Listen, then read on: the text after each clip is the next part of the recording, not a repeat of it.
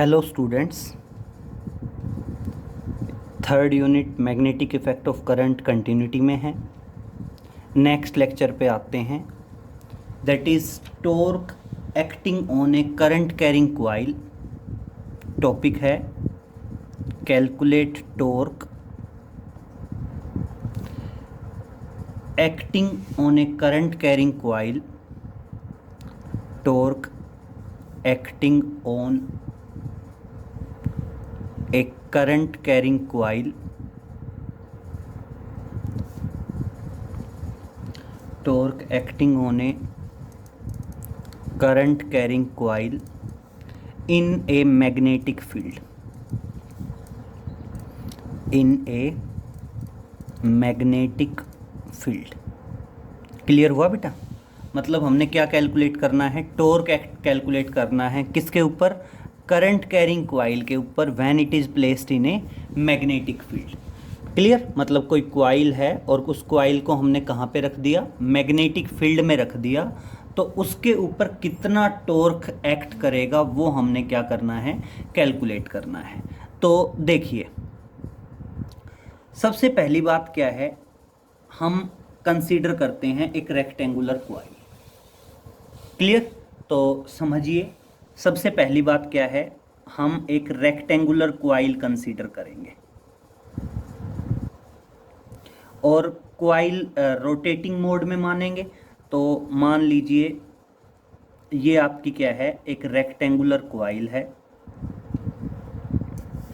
इस rectangular coil की length मान लीजिए L। क्लियर? इसकी ब्रेड्थ मान लीजिए B। लेंथ L है और ब्रेड्थ क्या है? B है। क्लियर? और मान लीजिए इसमें करंट फ्लो कर रहा है I। करंट कितना फ्लो कर रहा है? मान लीजिए करंट फ्लो कर रहा है कॉइल के अंदर I। क्लियर? तो हम स्टार्टिंग से चलते हैं। Consider a rectangular coil PQR and S whose length is L, breadth is B, in which current flowing is I, and it is placed in a uniform magnetic field। और इसको कहाँ रख दिया गया बेटा? यूनिफॉर्म मैग्नेटिक फील्ड में रख दिया गया। मान लीजिए आप कहते हैं इधर हमने नॉर्थ पोल लगा दिया, इधर हमने साउथ पोल लगा दिया, और मैग्नेटिक फील्ड की डायरेक्शन क्या हो गई? नॉर्थ से साउथ हो गई। तो बेशक आप चाहो तो डायग्राम में शो कर दो कि मान लीजिए हमने यूनिफॉर्म मैग्नेटिक फील्ड सेटअप किया, किसका यूज़ करके? नॉर्थ पोल और साउथ पोल का यूज़ करके मैग्नेटिक फील्ड सेटअप किया, और मैग्नेटिक फील्ड की डायरेक्शन क्या हो गई? नॉर्थ से साउथ। तो देखो चारों अपने आप में रेक्टेंगुलर कॉइल के 4 कंडक्टर हो गए, 1 2 3 और 4। चारों पे मैग्नेटिक फील्ड लगेगा। मैग्नेटिक फील्ड की डायरेक्शन तो यही आएगी ना बेटा। तो देखो चारों पे मैग्नेटिक फील्ड एक्ट किया, और मान लो मैग्नेटिक फील्ड है B, और मैग्नेटिक फील्ड को मैं B वेक्टर से डिनोट करता हूँ। मैग्नेटिक फील्ड को किससे डिनोट किया? B वेक्टर से। बेटा ये एंगल थीटा, ये एंगल 90, ये एंगल थीटा और ये एंगल 90। क्लियर? अब बेटा 4 कंडक्टर हैं, चारों में करंट फ्लो कर रहा है, चारों पे मैग्नेटिक फील्ड है, तो इसका मतलब चारों पे फोर्स लगेगा, और फोर्स की डायरेक्शन दी जाएगी by using Fleming's left hand rule. और बेटा फ्लेमिंग्स लेफ्ट हैंड रूल का यूज़ करूँगा तो इस पे ये जो कंडक्टर PQ है, कंडक्टर PQ पे मैग्नेटिक फील्ड आएगा perpendicular outward, perpendicular to the plane of the paper. और इसको हम कैसे दिखाएंगे? मान लीजिए मैं इसको बता देता हूँ F1, that is F1। Clear? और कहाँ आएगा F1? F1 आएगा perpendicular outward to the plane of the paper. Clear? फिर इस कंडक्टर पे जो फोर्स आएगा उसको मान लीजिए F2। F2 कहाँ आएगा? नीचे की तरफ, डाउनवर्ड। देखो मैं 4 डायरेक्शन यूज कर रहा हूँ, आउटवर्ड, इनवर्ड, अपवर्ड, डाउनवर्ड। तो ये तो है आउटवर्ड, ये है डाउनवर्ड, मान लीजिए F2 वेक्टर। ये है inward, perpendicular to the plane of the paper, inward. और मान लीजिए ये क्या आया F3, और बेटा F4 आएगा परपेंडिकुलर अपवर्ड। मेन सबसे इम्पोर्टेंट पार्ट इसका डायग्राम है। आपको डायग्राम ही समझ में आना चाहिए। डायग्राम समझ में आ गया तो क्वेश्चन क्लियर हो गया। देखिए एक बार दोबारा से रिपीट कर रहा हूँ। मेन चीज़ डायग्राम है। सबसे पहले क्या कहेंगे आप, कंसीडर करेंगे एक रेक्टेंगुलर क्वाइल PQRS। हमने एक रेक्टेंगुलर क्वाइल कंसीडर की PQR and S, clear, whose length is L and breadth is B, in which current flowing is I. Magnetic field is applied on the coil by using north pole and south pole, and direction of magnetic field is north to south। तो चारों conductor पे magnetic field होगा, इस पे भी, इस पे भी, इस पे भी और इस पे भी। और चारों कंडक्टर का मैग्नेटिक फील्ड मैं B वेक्टर मान लूं। चारों कंडक्टर का मैग्नेटिक फील्ड मैंने B वेक्टर मान लिया। बेटा ये एंगल 90, ये एंगल 90, इस एंगल को थीटा माने, इस एंगल को थीटा माने। तो चारों पे, चार कंडक्टर हैं, चारों पे हम फ्लेमिंग्स लेफ्ट हैंड रूल लगाएं तो चारों पे मैग्नेटिक फोर्स आएगा। यहाँ पे मैग्नेटिक फोर्स आएगा outward, perpendicular to the plane of the paper, F1 मान लें। इस पे मैग्नेटिक फोर्स आएगा नीचे की तरफ, इस पे मैग्नेटिक फोर्स आएगा परपेंडिकुलर इनवर्ड, F3, और इस पे आ जाएगा ऊपर की तरफ, दैट इज F4। क्लियर? इस तरह से डायग्राम क्लियर हो गया। और डायग्राम का थोड़ा सा इंट्रोडक्शन लिख देंगे आप यहाँ पे, समझ लीजिए। डायग्राम का थोड़ा सा इंट्रोडक्शन क्या है, कभी भी ये जो इंट्रोडक्शन पोर्शन है इसको मतलब मेमोराइज करने की, रटने की ज़रूरत नहीं है। आप जस्ट सिंपल जो जो डायग्राम में चीज़ें करते जा रहे हैं उसी के बारे में लिखना होता है।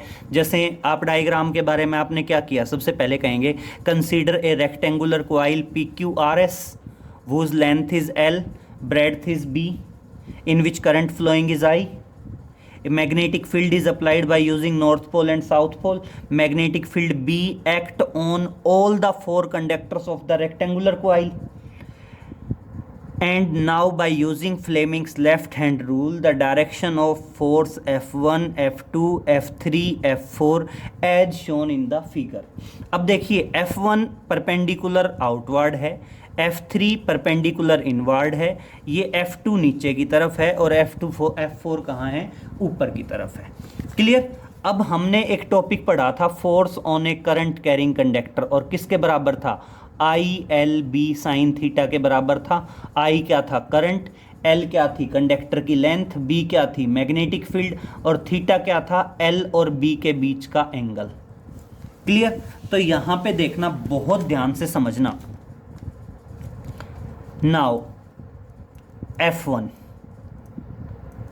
क्लियरली समझेंगे। F1 इस कंडक्टर पे है, इस कंडक्टर में करंट कितना है, I,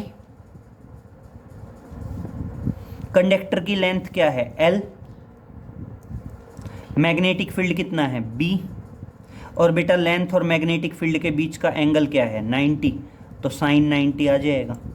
और ये बेसिकली किसके बराबर आ गया, ILB के बराबर आ गया। अब जरा F2 बताएंगे।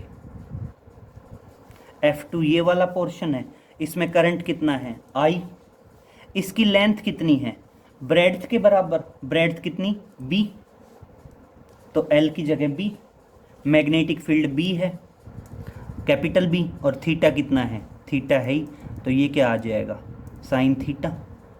फिर इसी तरह F3 क्या बताओगे, ये है F3, करंट कितना है, I, इस पोर्शन की लेंथ कितनी है, L, एंगल कितना है, L और मैग्नेटिक फील्ड के बीच में 90, तो I length L magnetic field B और साथ में क्या आ गया साइन 90। अब साइन 90 की वैल्यू 1 और किसके बराबर आ गया ILB। अब क्या आएगा F4। अब F4 समझिए क्या आएगा, आप कहेंगे F4 किसके बराबर है, I लंबाई स्मॉल b के बराबर, मैग्नेटिक फील्ड कैपिटल B और साइन थीटा। इस तरह से चारों फोर्स आ गई। अब क्या बताओगे, direction of these forces given by Fleming's left hand rule. Fleming's left hand rule as shown in figure, as shown in figure। Clear. अब समझें बेटा, अब यहाँ पे पॉइंट क्या आया, यहाँ पे मेन पॉइंट आया कि आपका जो ये पॉइंट है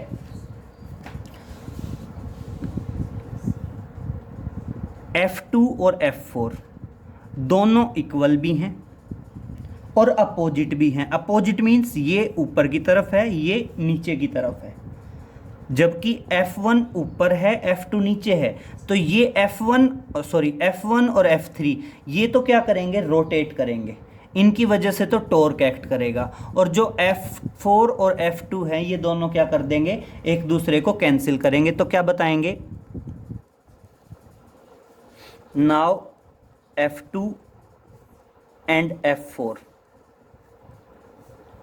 are equal and opposite.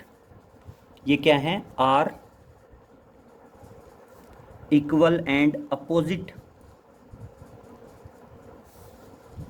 Therefore cancel out each other, cancel out each other. और बेटा जो F1 और F3 है ये क्या बनाएंगे, टॉर्क फॉर्म करेंगे। तो क्या बताओगे, now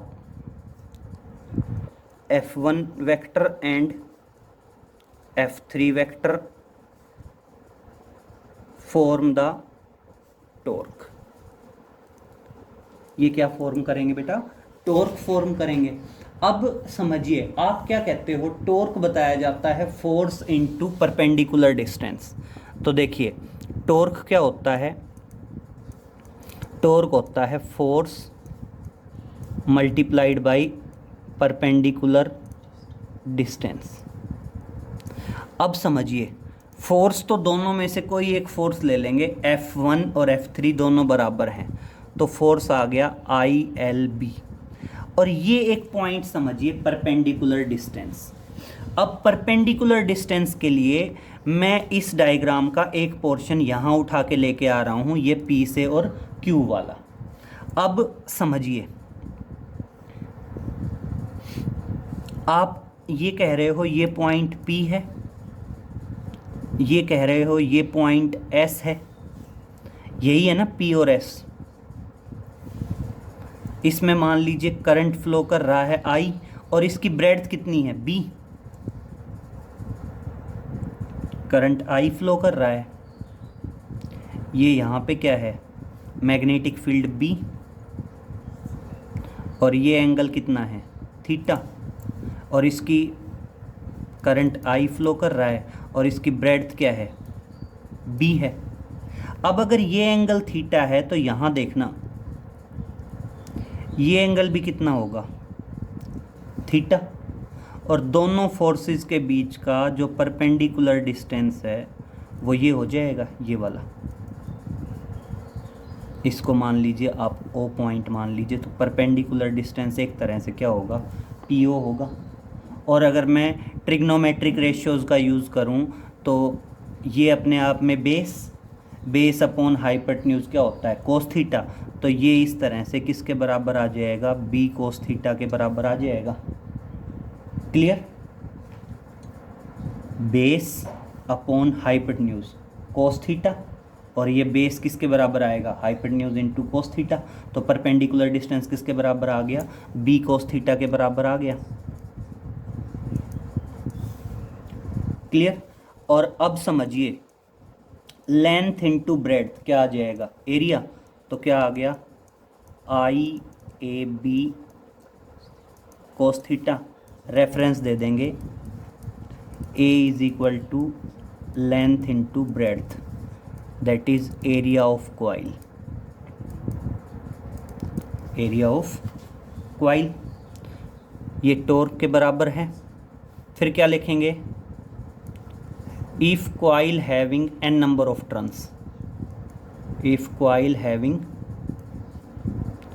n number of turns, अगर आपकी जो coil है, coil के अंदर n number of turns हो जाएं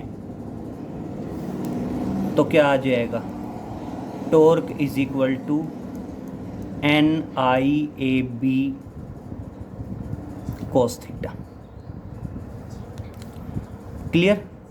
यहाँ पे समझेंगे n क्या है, n है number of turns in the coil, I क्या है current in the coil, A क्या है area of the coil, B क्या है मैग्नेटिक फील्ड, और थीटा क्या है एंगल बिटवीन क्वाइल की जो साइड है पर्टिकुलर वो और मैग्नेटिक फील्ड के बीच का एंगल है। अब जनरली थीटा एंगल हमें नॉन हो भी सकता है और नहीं भी हो सकता, इसलिए हम इस रिजल्ट को थोड़ा सा फर्दर ट्रांसफॉर्म करेंगे। वो कहेगा जो क्वाइल है ना, क्वाइल के ऊपर नॉर्मल ड्रा कर दीजिए, बहुत ध्यान से समझिए ये पॉइंट। वो कहता है क्वाइल पे क्या ड्रा करिए, नॉर्मल ड्रा करिए, normal on the plane of the coil. और नॉर्मल जो है मान लीजिए नॉर्मल और मैग्नेटिक फील्ड के बीच का एंगल मान लीजिए अल्फा, और अब यहाँ पे अल्फा और थीटा कितना हो गया 90 हो गया। तो वो अब कहता है यहाँ पे ये पॉइंट समझ लीजिए, draw normal to the plane of the coil. हमने क्या किया, ये नॉर्मल ड्रा किया प्लेन ऑफ द क्वाइल का, and consider angle alpha between normal and magnetic field vector. Consider alpha is the angle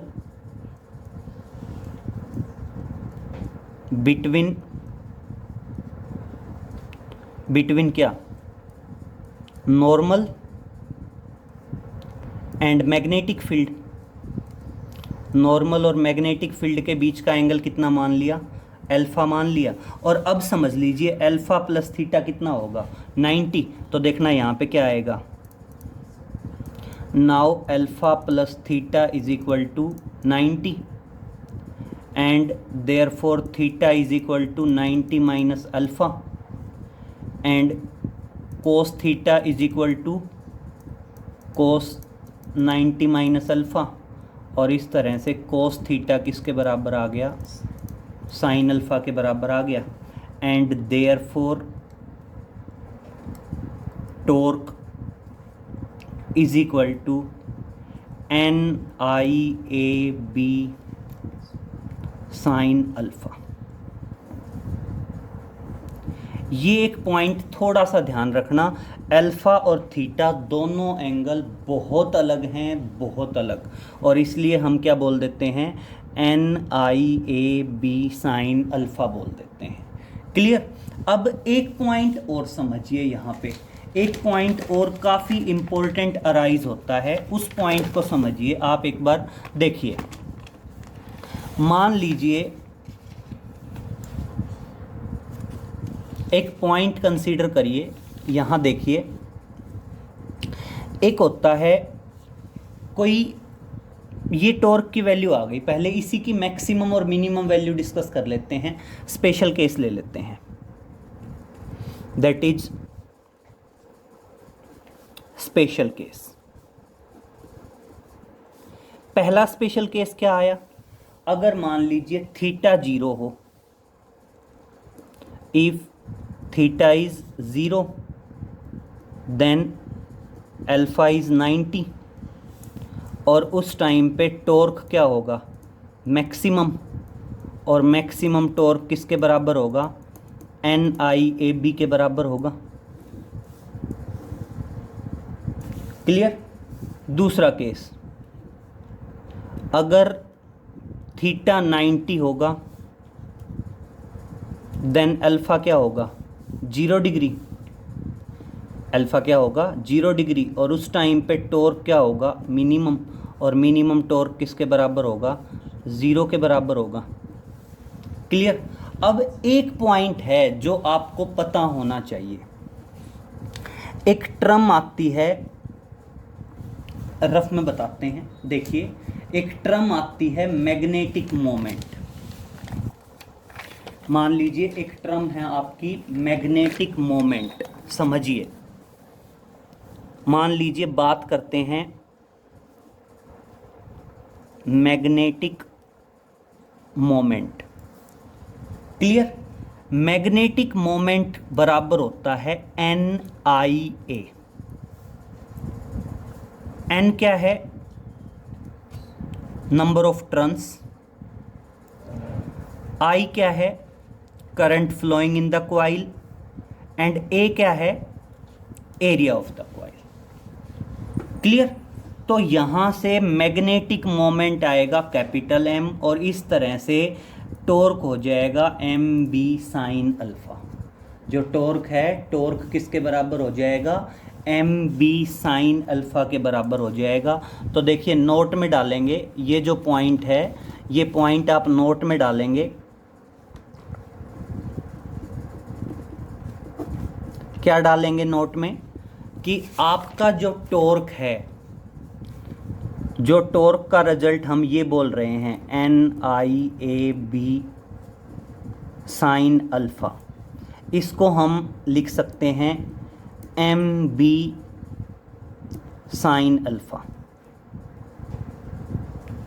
ये था रिजल्ट, और इसको मैंने किससे लिख दिया, MB साइन अल्फा लिख दिया। यहाँ पे M क्या है, देखिए पॉइंट आया व्हाट इज M, और समझे यहाँ पे M जो है, M है आपका मैग्नेटिक मोमेंट।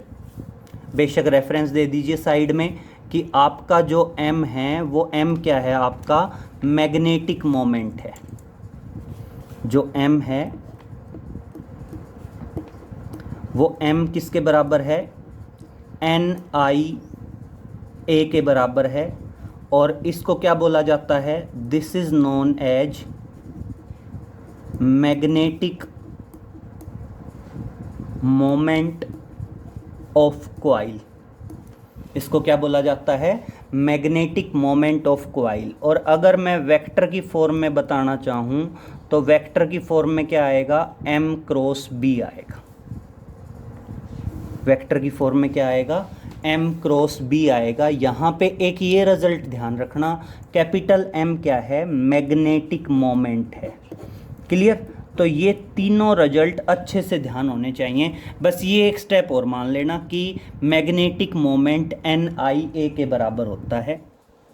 तो क्लियर हो गया। टॉपिक है, एक बार देख लीजिए बहुत ध्यान से। टॉपिक है calculate torque acting on a current carrying coil in a magnetic field.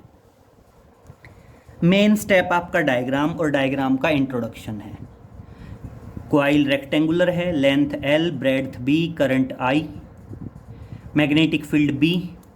चारों कंडक्टर पे, कॉइल के चारों कंडक्टर जो हैं उन पे एक्ट करेगा। चारों पे फोर्स एक्ट करेगा F1, F2, F3, F4। और जिसकी डायरेक्शन किससे दी जाएगी, direction is given by Fleming's left hand rule. Clear. अब बस आपको पता हो डायरेक्शन। F1 तो क्या है, outward, perpendicular to the plane of the paper, outward, बाहर की तरफ। F2 क्या है, नीचे की तरफ ऐसे। F4 क्या है, ऊपर की तरफ। और F3 क्या है, inward, perpendicular to the plane of the paper, मतलब पेज में अंदर की तरफ। F1 क्या है, पेज में बाहर की तरफ। अब बेटा F1 चारों की वैल्यू तो निकल गई, F1, F2, F3, F4। ये हमारे प्रीवियस लेक्चर के अकॉर्डिंग है, force on a current carrying conductor, जो था ILB साइन थीटा। तो देखना F1 I, length L, breadth B, angle 90, sine 91। इसी तरह F3 भी यही आएगा, ILB साइन 90। बेटा F2 और F4 में देखिए, करंट I, लेंथ कितनी है कंडक्टर की, ब्रेड्थ के बराबर है, बी के बराबर, इसलिए आई बी बी साइन थीटा, आई बी बी साइन थीटा। अब क्या हो गया, F2 और F4 दोनों इक्वल अपोजिट हैं, कैंसिल करेंगे। F1 और F3 दोनों टॉर्क बनाएंगे, F1 और F3।